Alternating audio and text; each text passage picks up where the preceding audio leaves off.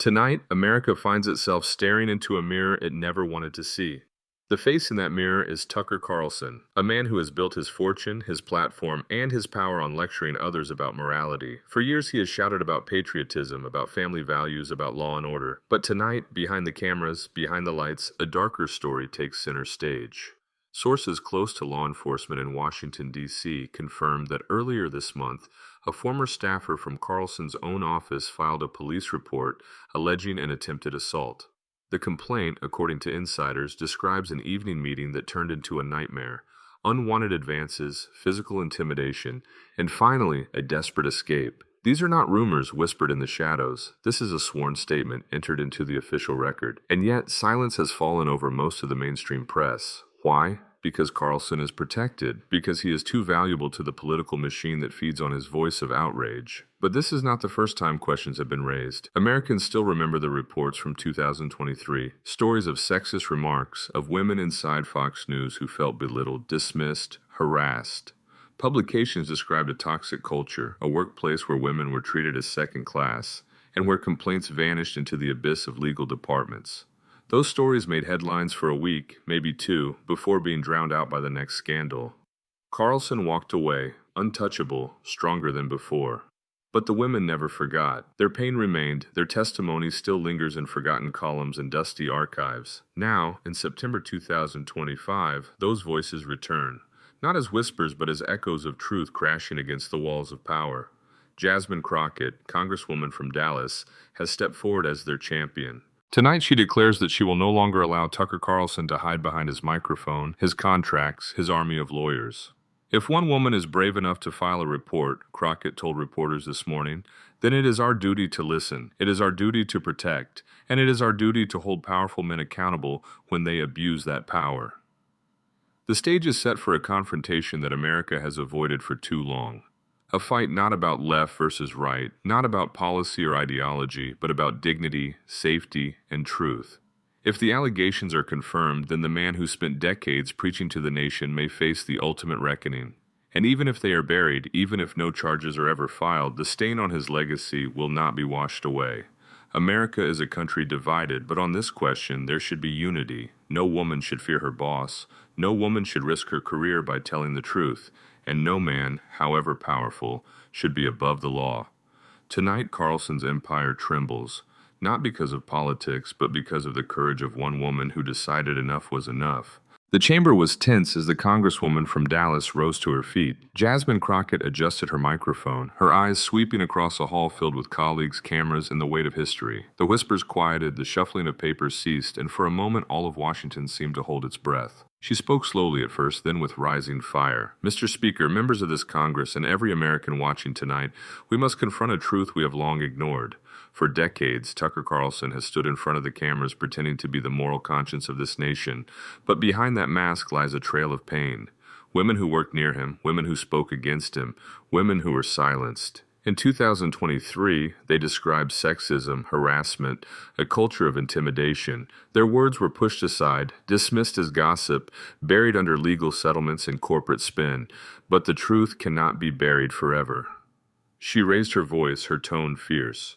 This month, a former staffer had the courage to walk into a police station and file a report. She described an attempted assault.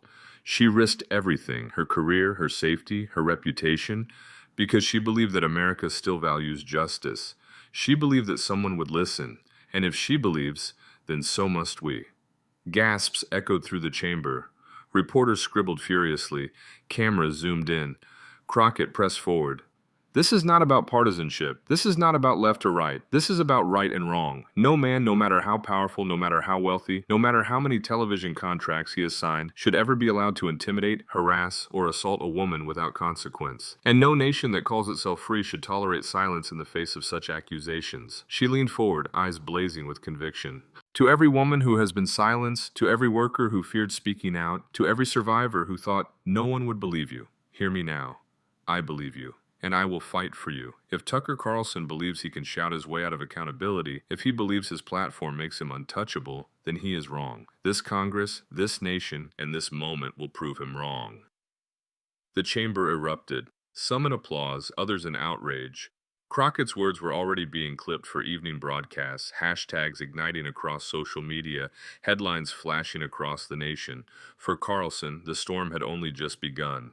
By dawn the next morning, Jasmine Crockett's words had already set the nation ablaze. Television anchors replayed the clip on endless loops, her voice ringing through living rooms from New York to Nevada. No man, no matter how powerful, became the soundbite of the day. Broadcast over split screens showing Tucker Carlson's familiar face frozen in silence. The media machine had awakened, and the frenzy showed no sign of slowing. On the front page of the Washington Post, the headline screamed, "Crockett calls out Carlson. Congresswoman demands justice for women." The New York Times ran a banner, "From prime time to police files, Carlson accused again." Even tabloids that once praised his populist rhetoric now plastered his image beneath words like predator and dark secrets. Online, hashtags surged, #believer, #Carlson, scandal, #dirty power. Cable networks poured gasoline on the fire. CNN rolled out panel after panel of legal experts, psychologists, and former staffers from Fox News, each dissecting the allegations and debating what might come next. MSNBC devoted an entire hour to the Carlson question, framing it as part of a broader crisis of accountability in American media. Even conservative outlets couldn't ignore the story. Though they framed it as a partisan witch hunt, their defensive tone only fueled curiosity. But the storm did not stay confined to television studios. Outside in the streets, protesters gathered with homemade signs. "No more silence, justice for survivors, hold him accountable." Women who had never heard of Jasmine Crockett 2 days ago now called her a hero, a fearless voice willing to challenge a man whose influence once seemed untouchable. Social media feeds became battlegrounds. Supporters of Carlson flooded platforms with counter hashtags, #stand with Tucker, #fake accusations, but they were drowned out by the wave of testimonies from women who posted their own stories of workplace harassment, often tagging Crockett directly in thanks.